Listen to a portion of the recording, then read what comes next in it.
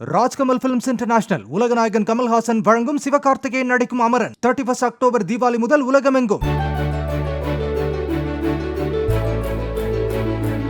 Digital மயமாக்கல் நடவடிக்கையில் செல்போன்கள் மூலமான பண பரிவர்த்தனையால் இந்தியாவில் 80 கோடி பேர் வறுமையிலிருந்து மீட்கப்பட்டுள்ளதாகவும் இது பிரதமர் மோடி தலைமையிலான அரசின் தொலைநோக்கு திட்ட நடவடிக்கையால் கிடைத்த பலன் என்றும் ஐநா சபை தெரிவித்துள்ளது.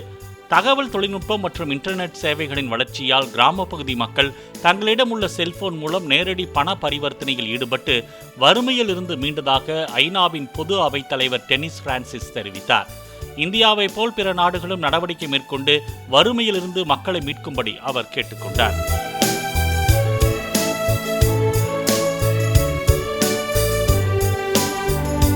ராஜ்கமல் பிலிம்ஸ் இன்டர்நேஷனல் உலகநாயகன் கமல்ஹாசன் வழங்கும் சிவகார்த்திகேயன் நடிக்கும் அமரன் 31 அக்டோபர் தீபாவளி முதல் உலகமெங்கும்.